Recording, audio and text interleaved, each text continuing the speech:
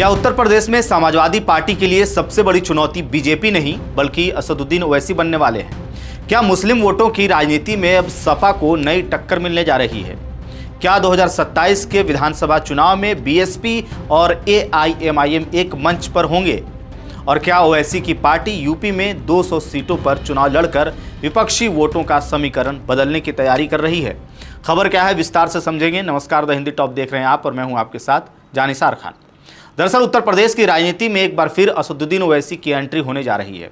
All India Majlis-e-Ittehadul मुस्लिमीन यानी कि AIMIM ने साफ संकेत दिए हैं कि वह 2027 के यूपी विधानसभा चुनाव को लेकर के पूरी ताकत के साथ मैदान में उतरने वाली है। पार्टी ने चुनावी तैयारियां शुरू कर दी हैं और खुद असदुद्दीन ओवैसी बहराइच से अपने अभियान का आगाज करने जा रहे हैं।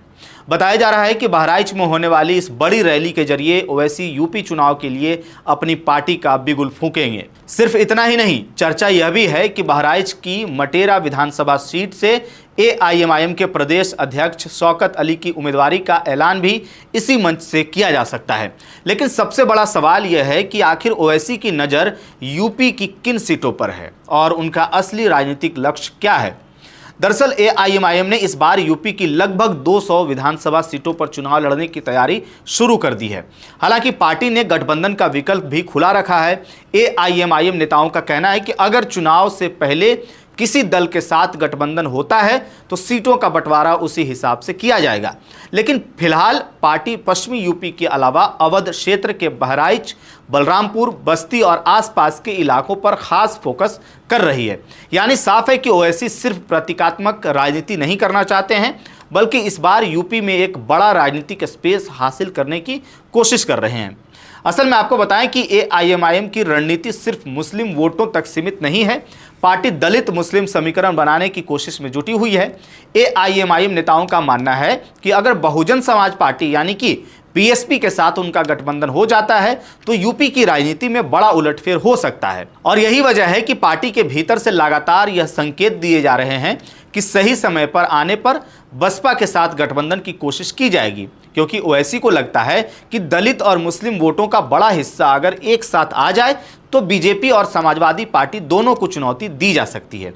और अगर ऐसा होता है तो समाजवादी पार्टी की चिंता बढ़ना लाजमी है, क्योंकि यूपी में लंबे समय से मुस्लिम वोट बैंक पर समाजवादी पार्टी का मजबूत प्रभाव माना जाता रहा है। अखिलेश यादव खुद लगातार मुस्लिम समुदाय के मुद्दों को उठाते रहे हैं और इसी आधार पर सपा को बड़ा राजनीतिक समर्थन भी मिलता रहा है।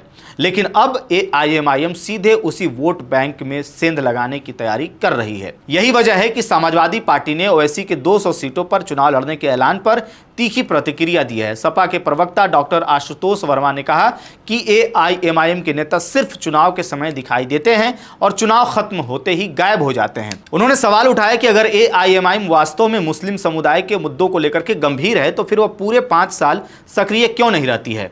समाजवादी पार्टी लगातार आपको बता दें कि आरोप लगाती रही है कि एआईएमआईएम के चुनाव लड़ने से सीधा फायदा बीजेपी को होता है। सपा नेताओं का कहना है कि मुस्लिम वोटों का बंटवारा होने से विपक्ष कमजोर होता है और इसका राजनीतिक लाभ बीजेपी को मिलता है। मटेरा विधानसभा सीट का उदाहरण देते हुए सपा नेताओं ने कहा है कि यह सीट लंबे समय से समाजवादी पार्टी जीतती रही है, लेकिन अगर एआईएमआईएम यहां मजबूत तरीके से चुनाव लड़ती है तो वोटों का ध्रुवीकरण और बिखराव दोनों हो सकते हैं। सपा का दावा है कि यूपी का मुस्लिम समाज अब राजनीतिक रूप से काफ़ी जागरूक है और वह समझता है कि किस दल की रणनीति से किसे फायदा पहुंच सकता है। लेकिन दूसरी तरफ एआईएमआईएम का तर्क अलग है। ओवैसी और उनकी पार्टी का कहना है कि मुस्लिम समुदाय को सिर्फ वोट बैंक समझने वाली पार्टियों से सवाल पूछने का समय आ गया है। उनका कहना है कि दशकों तक मुस्लिम वोट लेकर के सत्ता में आने वाली पार्टियों ने समुदाय को उसका राजनीतिक प्रतिनिधित्व नहीं दिया।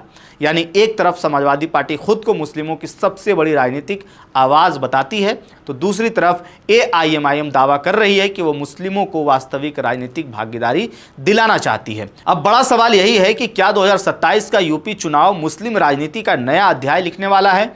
क्या ओवैसी सचमुच समाजवादी पार्टी के पारंपरिक वोट बैंक में सेंध लगा पाएंगे? क्या बसपा और एआईएमआईएम के बीच कोई नया समीकरण बन सकता है? और सबसे अहम सवाल यह है कि क्या एआईएमआईएम के मैदान में उतरने से फायदा बीजेपी को होगा या फिर यूपी की राजनीति में कोई नया राजनीतिक समीकरण पैदा होगा? इन सवालों के जवाब आने वाले महीनों में मिलेंगे, लेकिन इतना तय है कि असदुद्दीन ओवैसी ने यूपी चुनाव का शखनाद कर दिया है और अब मुकाबला सिर्फ बीजेपी बनाम विपक्ष नहीं रहने वाला है, बल्कि विपक्ष के भीतर भी राजनीतिक वर्चस्व की लड़ाई देखने को मिलेगी।